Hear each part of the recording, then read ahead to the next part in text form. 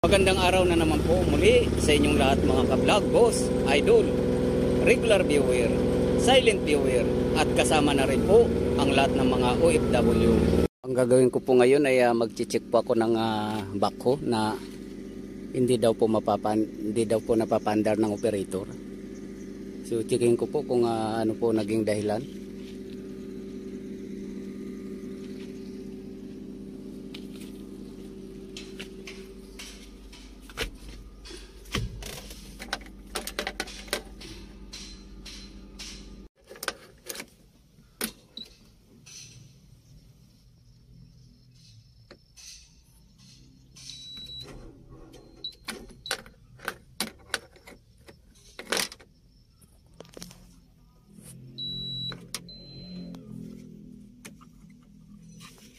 So mahina po yung battery. Check po natin.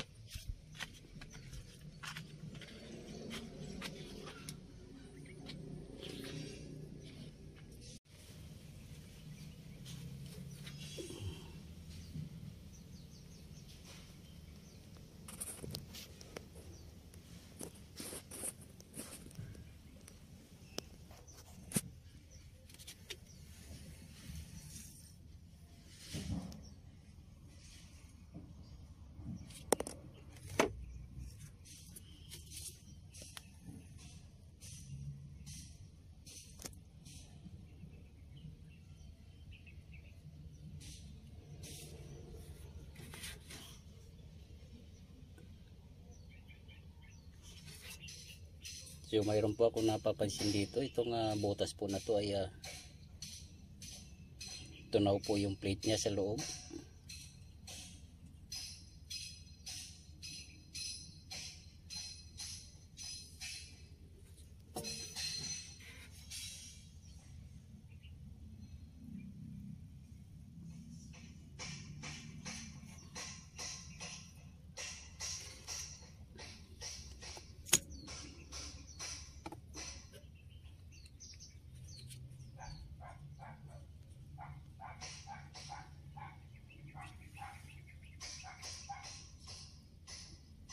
So ito rin po, medyo tunaw na rin po.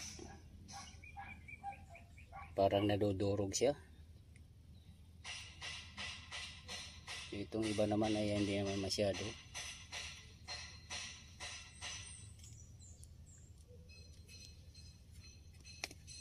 So itong parte po dito, ito at saka ito, tunaw na po yung loob.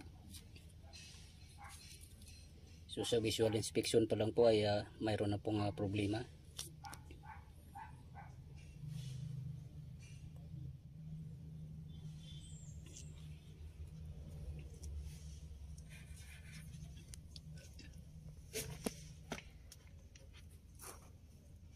Try naman po natin yung hydrometer tester po.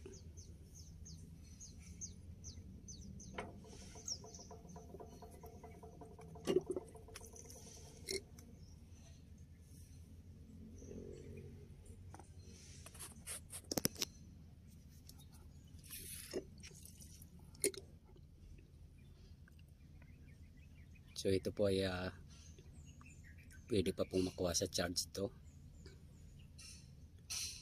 I-charge lang po yung battery.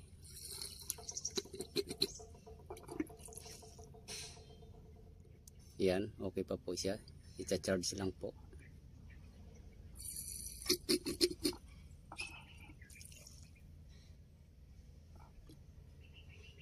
Ganon din po to. So red po siya pero nasa lower portion po. Nag-indicate po yan na okay pa po siyang i-charge yung battery. Pag nasa upper portion na po, yan na po yung medyo nagkakaroon na po siya ng indication na may problema na siya.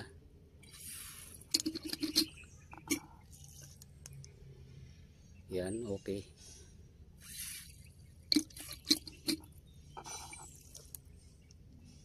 Ganon din po to.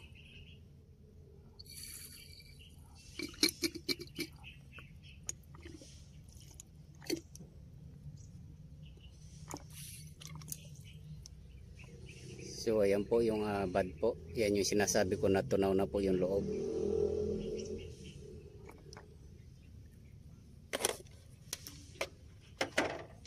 So sa visual inspection po ay talagang may problema po siya.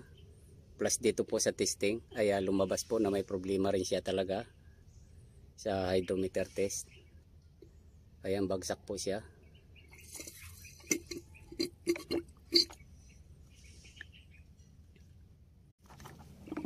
Ulitin po natin. Ayan, bagsak talaga siya. So lubog po yung totally yung red.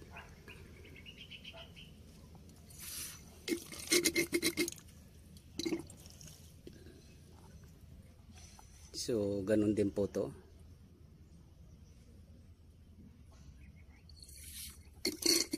Bagsak din sa reading.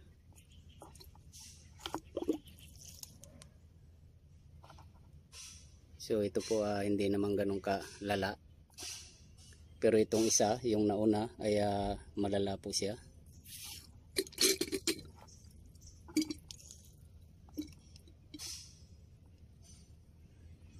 So ganun din po makukuha po sa charging po.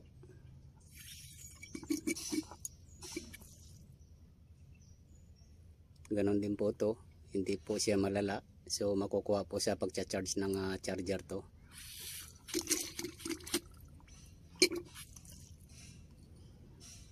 Ganon din po to, ay okay pa rin to.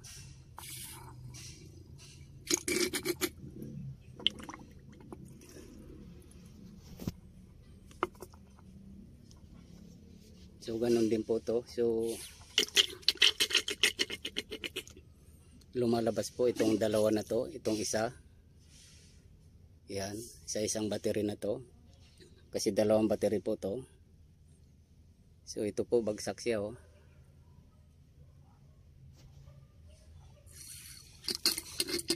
At dito naman po sa isang battery ay ito naman po yung bagsak. Yan. So sa kabuuan po ay kailangan po palitan tong dalawang battery na to. Wala po tayo makukuha kahit na isa dahil parehas po defective. So pag minsan po kasi sa dalawang battery, minsan isa lang po ang may sira. So pwede pong isa lang ang papalitan. So itong isa po ay sira din po. So totally po magpapalit po ng dalawang battery. So base po sa visual inspection din natin ay may sira na po itong butas na to, ito, at itong isa rin ay mayroon din pong sira.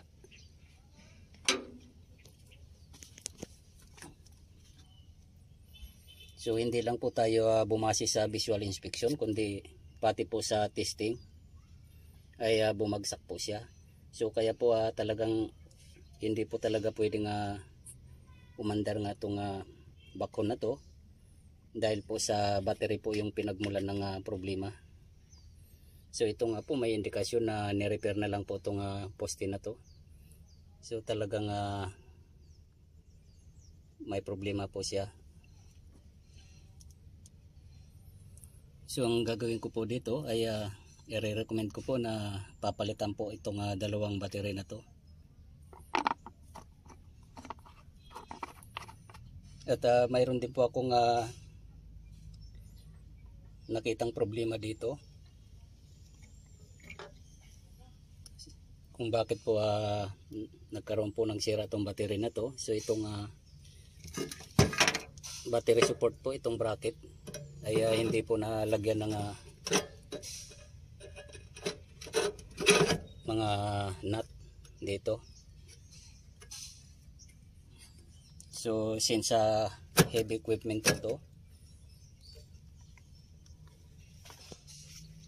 ito po yung bako, nasa lubak-lubak po to na area kasi naguhukay nga po to. So may chance po na talagang natatagtag tong battery na to. So kailangan po talaga ng support. So nilagay nga yung support po dito pero wala po siyang nut. Wala siyang wala siyang tibay kasi walang nut po dito na nakalagay. So kahit nakapatong po siya, kung wala naman yung nut, so gagalaw at gagalaw pa rin po yung battery, natatagtag siya, so masisira po yung mga plate sa loob. So isa po sa dahilan yan. So iwasan po natin yung mga battery natin, kahit po nakikita natin ay okay siya, pero pag hindi po maayos yung support nya, so hindi po tatagal yung battery natin. So isa po sa dahilan to kung bakit nasira po yung plate dito at ito, dahil po sa tagtag ng backhoe. Malakas po yung vibration nya, natatagtag siya sa lubak-lubak, naapektuhan po yung plate dito sa loob ng battery na to.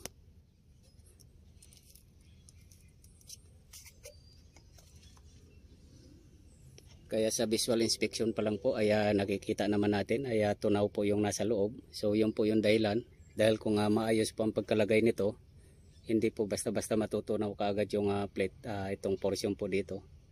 So ito po yung naunang nasira, kasi nakita ko po itong bracket na to ay hindi po nakalagay yung nut nya. So useless po, nakalagay siya pero hindi naman nag-hold.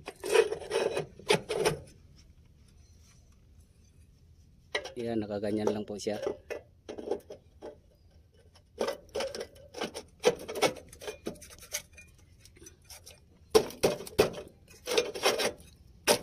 Yan. So wala pong tibay yung pagkalagay ng battery dito. So sana po nagustuhan nyo po itong video kong ito. Please like, subscribe na lang po and hit notification bell para sa susunod na mga video. God bless all po.